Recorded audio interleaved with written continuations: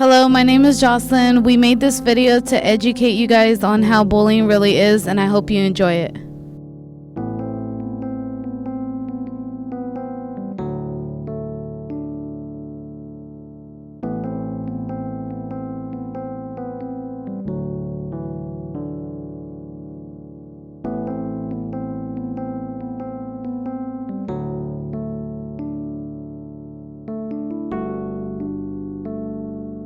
Kids who bully try to be powerful, whether that is by strength, embarrassing information, or popularity.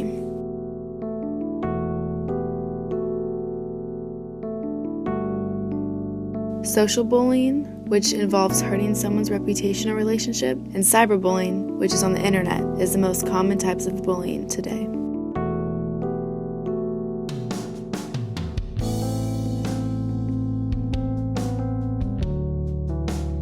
More than half of bullying situations stop when a friend intervenes on behalf of the person being bullied.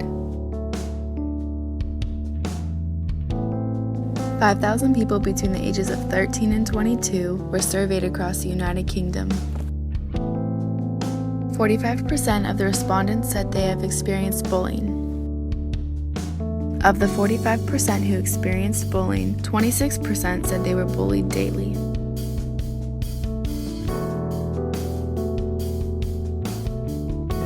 Mom, they're making fun of my hair. What should I do? Should I go back to my old color? The people that get bullied the most normally have weight problems, disabilities, or belong to a racial or religious minority. Children and teens who are bullied suffer from short-term and long-term consequences due to being bullied.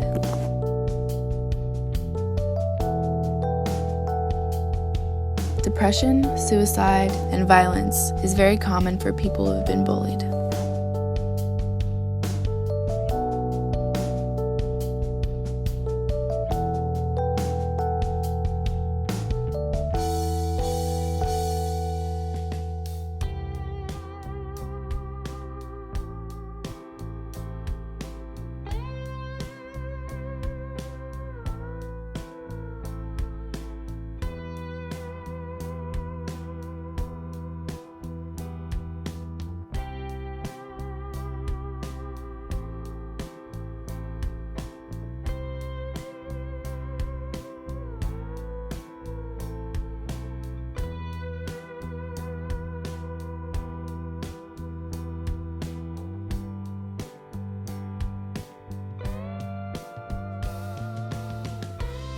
She tried to apologize, but I don't believe it. It sounds so fake. Do you see the shirt she's wearing? Like, who wears tie-dye? It's not the 70s anymore. Oh my gosh, I know. And why does she always have to have her hair up? Seven in 10 people are victims of cyberbullying. 1.26 million have to deal with cyberbullying on a daily basis. Bullying is like a domino effect. People feed off of each other's energy. Many sources showed that bullying was most frequently remembered from around 11 to 13 years of age.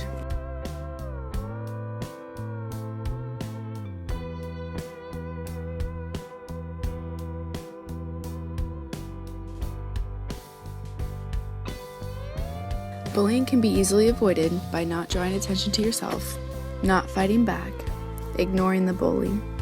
Don't give them the attention that they want. Kill them with kindness, and don't be scared of the bully. So as an administrator, as a principal, unfortunately, of high school, we have bullying that happens a lot on campus. Sometimes it's done, like cyberbullying. So kids will post something about another student, and then obviously we're unfortunately in the role of the responding to it after the fact. So we don't get to be proactive with it too terribly much.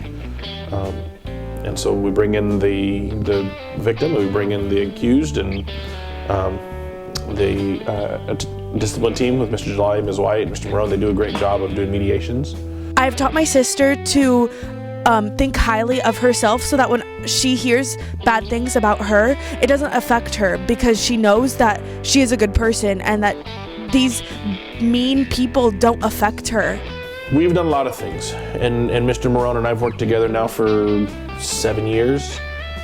He is APA, and then I was APA before him, and he and I both have very similar philosophies in terms of just trying to protect everybody on campus as best we can. So we've tried to be proactive. As you guys know, we've done the school-wide lessons over the years to help identify the roles of bullying and who's a bully and who's a bystander and who's the victim, and how the victim can get support, who they can go to be able to feel safe. And there's a bullying contract that the advisors and Mr. Marone created.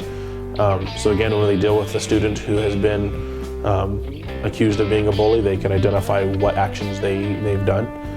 It's a very concise document that was created by the advisors and Mr. Marone, and it's a great document, I think, that they use to then use that as discussion point with the mediations. And we just try to be as proactive as we can. But again, unfortunately, where we are, everything we do is reactive because stuff happens and then we end up getting involved. Well, basically, freshman year, I guess you can say I was like a social outcast. I cared too much about what people thought about me. And one of the biggest problems I had was definitely my acne on my face. It used to be so bad. Like, I was embarrassed to even be walking around. Like, I didn't have the confidence to talk to people and be myself. And I guess really what I have to say is all these incoming freshmen is just don't be afraid of what people think. Just be yourself. Like, honestly, be open. Like, what's the worst they can say? Oh, you don't look good. Like, don't take it to heart. These people are just upset because you have something that they don't have.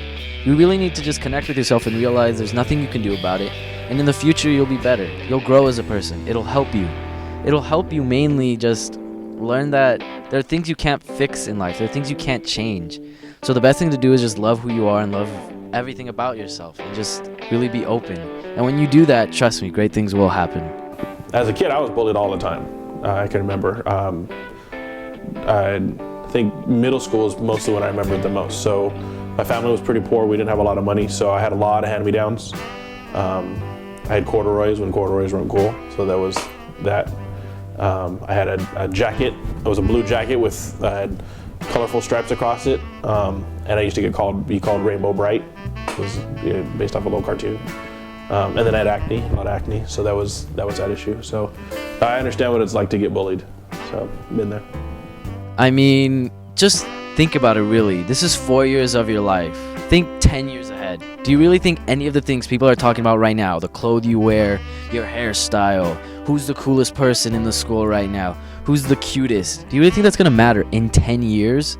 That's what you have to really think about in the future. Like, this time is probably when we grow the most. Everything we do is probably where we learn the most. We grow as people here. So you just need to keep that in mind. In 10 years, who do you want to be? Off the top of my head, some of the advice I'd give to an incoming freshman is, one, don't be alone. Not physically alone, but don't think that because you're being bullied that you're by yourself, right? That you're the only person in the world who's ever been bullied. Share that with your parents. Share it with an older brother or sister. Share it with an adult. Share it with a teacher. And let them know what's going on, because they've either experienced it and have advice on how to get through it, or they would have a perspective on what they can do about it. But I think the worst thing that anybody can do is to be bullied and then not to confide in someone else or to get help, for it. And if you're the bully, if you recognize that the stuff that you're doing is basically at the cost of the well-being of someone else, right? You make a joke about someone, like about their hair or about their weight, and it's not something that's intended to be a nice compliment, then you got to stop and recognize that was it really worth it? I think people do it because they want to make themselves feel good, which is, I think, the essence of bullying. So if you aren't feeling great about yourself and you figure you can pick on someone else and bring them down, then maybe that makes you feel better. I think maybe that's the root of all bullying. My advice is to you freshmen is don't take it personally, okay? You're gonna have to deal with people your whole entire life. So the 4 years here in high school isn't gonna make that much of a difference. And as people get older, they do realize what they should be focusing on. So just worry about yourself now and you'll be fine. And there you have it. Bullying isn't as common as it seems. As long as you stay positive, everything will work out. I'm Jocelyn signing off. Have a great day.